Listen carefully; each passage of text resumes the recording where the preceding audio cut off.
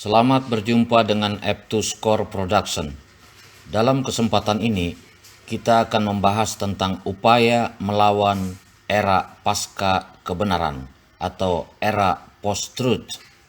Era pasca kebenaran atau disebut juga era post-truth adalah kondisi yang menyebabkan hampir semua orang tidak memiliki pendirian dan mudah terombang-ambing dalam berbuat dan berbicara sekehendaknya.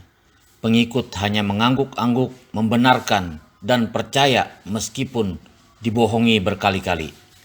Kedekatan emosional dan informasi palsu lebih dipercaya daripada fakta dan data.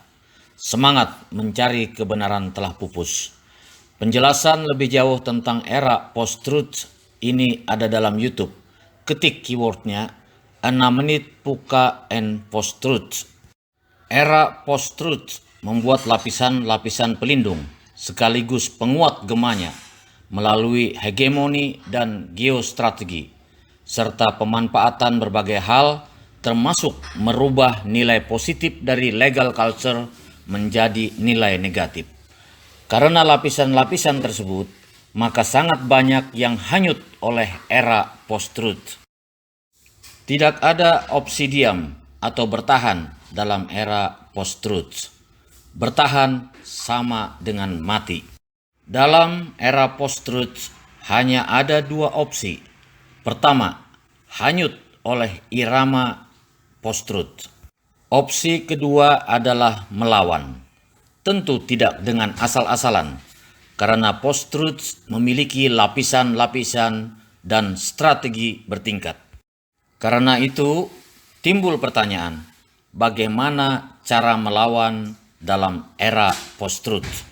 Ada beberapa alternatif yang tersedia, seperti menjadi dalang dalam era post-truth atau menjadi pemimpin di era post-truth ini. Tetapi hal itu tidak mungkin dicapai oleh semua orang. Alternatif terbaik yang dapat dicapai oleh semua orang adalah dengan sikap akademik. Sikap diartikan sebagai cara kita menampilkan diri sehingga diindra oleh pihak lain sebagai figur yang bermakna. Sedangkan akademik lebih berhubungan kepada kemampuan intelektual. Perpaduan antara penampilan fisik dan kemampuan intelektual melahirkan sikap akademik. Sikap akademik akhirnya dapat disimpulkan sebagai keadaan fisik dan kemampuan intelektual yang menyatu dan memancarkan eksistensi ilmu pengetahuan. Ilmu pengetahuan sendiri adalah salah satu modalitas sosial. Tanpa ilmu pengetahuan, maka sangat mudah seseorang hanyut dan terseret dalam arus post-truth. Ilmu pengetahuan dapat diuji dan memiliki metodologi, sehingga bukan ilmu pengetahuan semu. Ilmu pengetahuan yang benar memiliki hubungan dengan ilmu pengetahuan lainnya, baik dalam irisan bersama maupun dalam konteks narasi, eksposisi, deskripsi, dan argumen.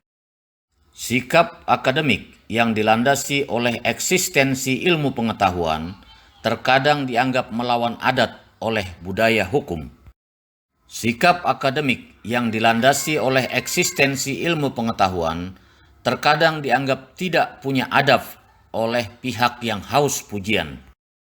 Dalam konteks demikian, maka harus disadari bahwa terdapat dimensi berbeda antara sikap akademik yang bersifat universal dengan budaya hukum dan tradisional yang bersifat lokal.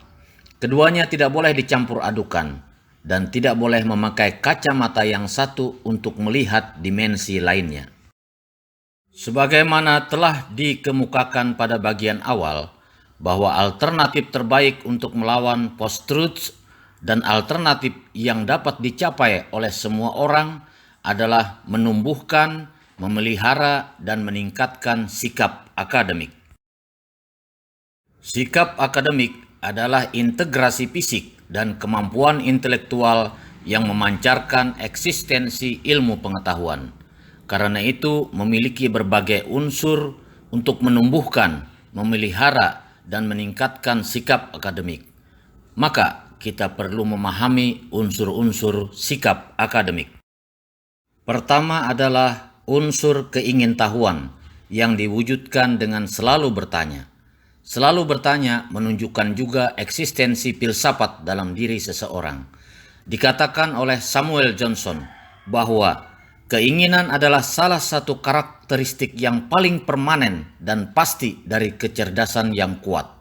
Post-truth berupaya membendung lahirnya pertanyaan-pertanyaan dengan memunculkan ilusi-ilusi dan berita palsu. Maka orang yang tidak berusaha bertanya dan menemukan fakta serta data akan termakan oleh strategi post-truth.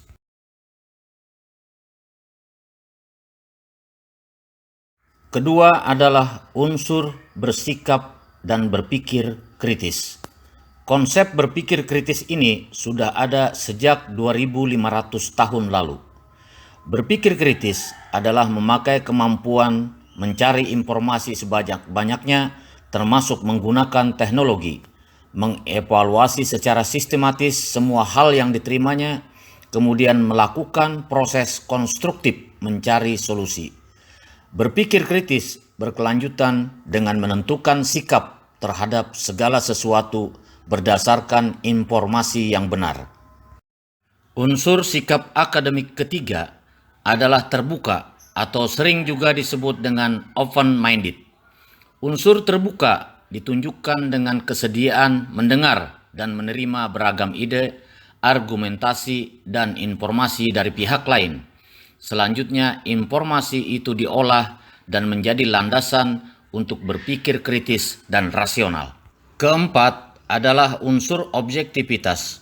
Objektivitas berasal dari bahasa Latin objectum, berubah menjadi objektivus, yang menunjuk kepada objek, yang berarti tidak bias, berdiri sendiri, tanpa keterlibatan pribadi. Kemudian dipergunakan sebagai istilah filosofis tahun 1620 dengan arti pertimbangan antara hubungan sesuatu dengan objeknya. Kemudian mulai digunakan dalam istilah umum pada tahun 1854. Selanjutnya pada tahun 1855 mendapat pengaruh bahasa Jerman menjadi objektif.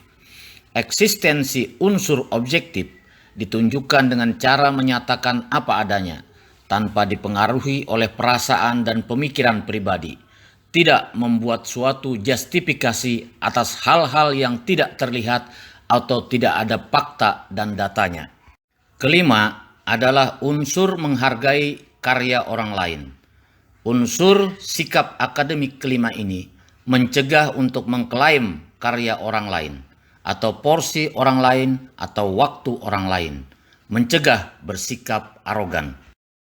Unsur sikap akademik keenam adalah tekun dan konsisten, yang merupakan upaya berkelanjutan atau usaha terus-menerus dan tidak menyerah atau ulet.